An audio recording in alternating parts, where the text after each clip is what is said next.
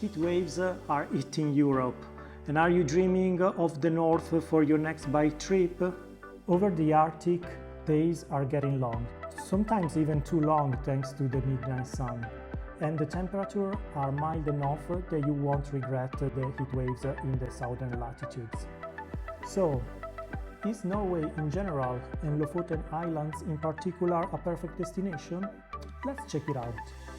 Before I start, my name is Giuseppe and this is Another Guy on a Bike.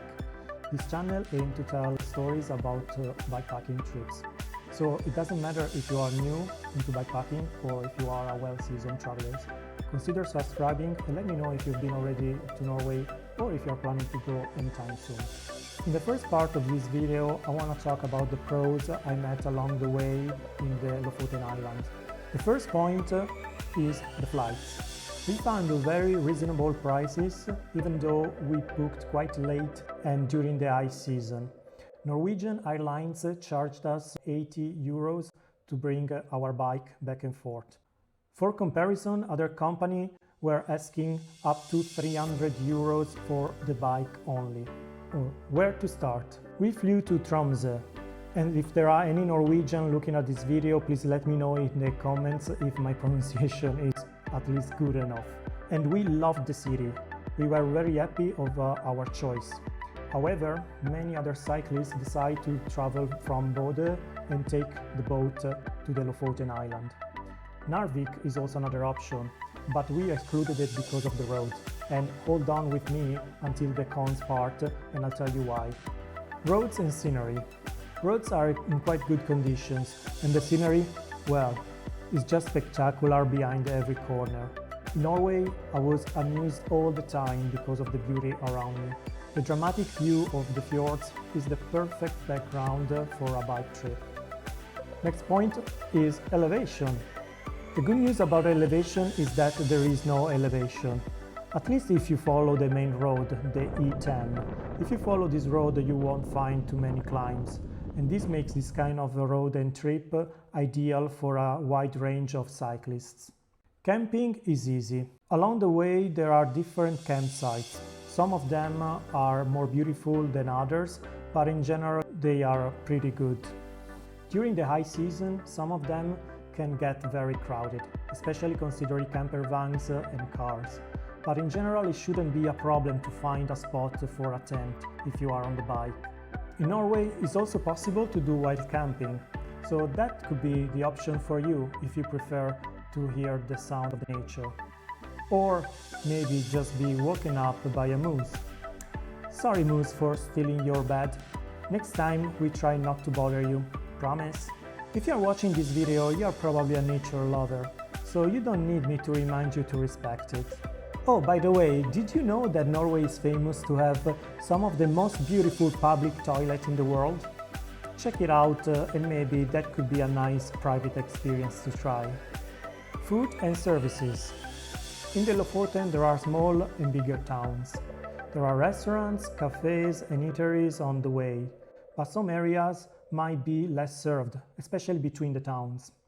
Clearly, the closer you get to the tourist hotspots, the more options you will find. Ferry and bridges. To cross from one island to the next one, you will often find some bridges that, in my opinion, have a very cool design, even though they might get a little bit steep on the way up. If there are no bridges, often there are ferries available, and the good thing for us is that ferries are free of charge for the bikes. Animals. On the way, you will have encounters with the wild. And no, I'm not talking about the Vikings, I'm talking about moose, reindeers, seals, eagles, and obviously the feared sheep. We miss the polar bear. But I guess this is the reason why I put this in the pros and not in the cons. Now that I'm done with the pros, I wanna move to the cons. The first point is the traffic. The Lofoten Islands are a very popular destination, and you will end up sharing the road with motorcycles, cars, camper vans and tour buses, especially the closer you get to the touristic hotspot. It was never dangerous or too bad, but it happened to me to slow down the traffic because during one of the few climbs during the route, Our buses behind me had no space to overtake, and clearly this gave me anxiety. Next point is tunnels. It's true that the majority of the time you have bridges and ferries connecting the islands.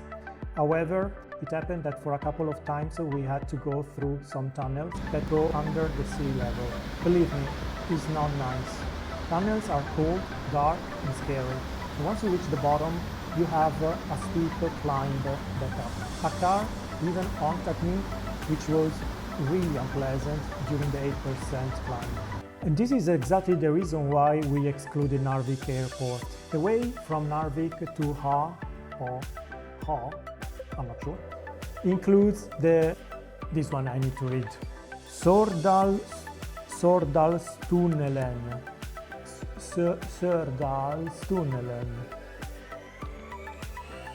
which is a massive tunnel, 6.3 and more kilometers long. It's the longest one on the whole E10. The tunnel is long, is noisy and definitely not ideal for biking. Instead, the tunnel where the car honked at me was the Napstrandtunnelen, or Napstrandtunnelen. Sorry for the pronunciation, I'm doing my best. It's a 1.8 kilometers tunnel that goes under the sea level, 63 meters deep, and the way up is quite steep. It's one of the most unpleasant tunnels of the Lofoten.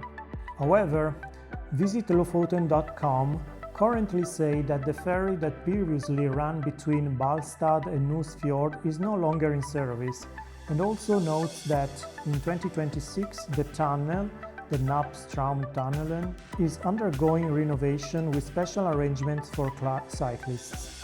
Apparently, during this current upgrade period, the Napstrandtunnelen is closed to cyclists and pedestrians, with scheduled transport through the tunnel during the summer stop. Hopefully, no more cyclists will have to experience that.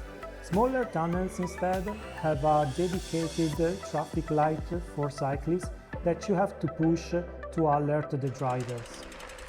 Other tunnels instead have an alternative road that goes on the side along the coast. That most likely was one of the old roads that was replaced by the tunnel itself, but still is accessible for bikers. Next point is weather conditions. Even though we were lucky enough to make it to Ha with quite good weather, the condition might change drastically and quickly. So don't be surprised, be prepared.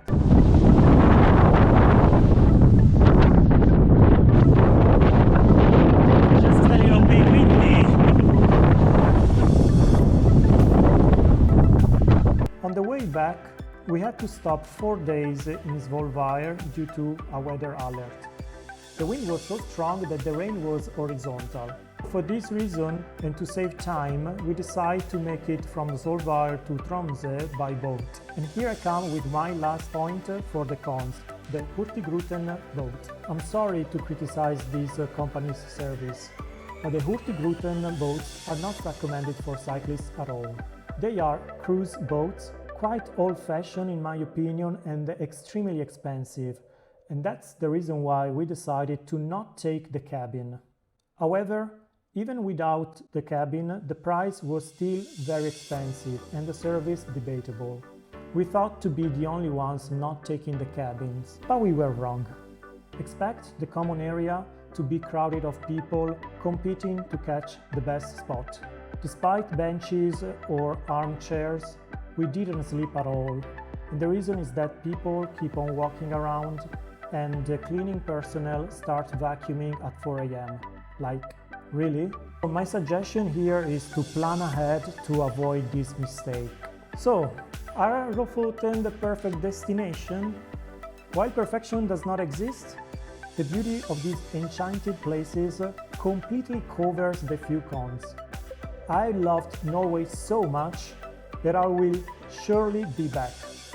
The whole experience was amazing and definitely it deserves a visit, possibly by bike. If you enjoyed this video, please let me know in the comments and let me know if you have any other points that you would like to discuss. I will be very happy to hear from you. And if you haven't watched my video of the Lofoten Island, just click on the link and take a look at it. Thank you and see you next time. Ciao!